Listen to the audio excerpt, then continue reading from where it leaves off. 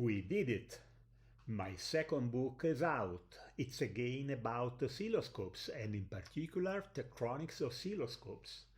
Their historical relevance is enormous. We can say that there is no field of research or technical development in which Tektronix oscilloscopes have not been the undisputed protagonists. This book is a little more technical than the other.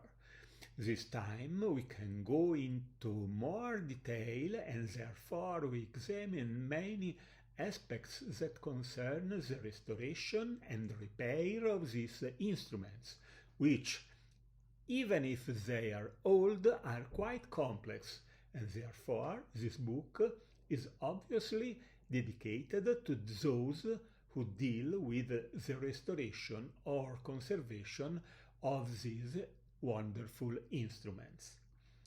Here is an example, an instrument still based on valves on electronic tubes, an instrument that was considered portable because it weighed only 18 kilograms, an instrument with a bandwidth of 15 MHz, which today makes us smile, but at the time was enough to qualify it as a discrete performance instrument. I assure you that it's great satisfaction to hold a real book made of real paper that smells of real printing when I open it. Something that we perhaps forget a little today, but I believe, at least for me, that the difference with an electronic book is the same that you can feel between walking in the high mountains or looking at photographs of the high mountains. I would like to take this opportunity to thank all those who have helped me, starting with my publisher Elector Books International, a publishing house with more than 60 years of history that deals exclusively with electronics, that produces magazines, that produces books that are sold all over the world. I would like to thank my friend Dennis Meyer, who guided me with infinite patience and kindness in creating the graphic part and the organization of the texts. Thanks also to the printer, because even printing is not easy.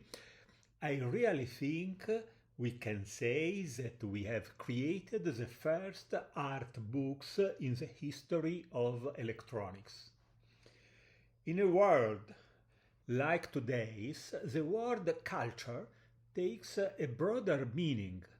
It's no longer just literature or figurative art. I believe we can also consider the history of technology and science as an integral part of our culture. But let's not stop here.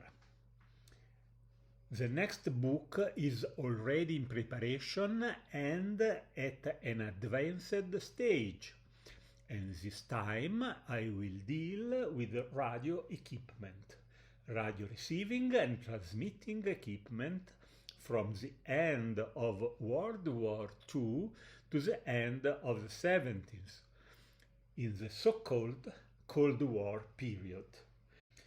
Through its tubes and transistors have passed all the communications for every event that has taken place in the world during this period. Finally, I wish to thank all those who follow me and encourage me in this activity that has allowed me to rediscover the enthusiasm of the first years of my long working life. Thanks to all from your Gianni.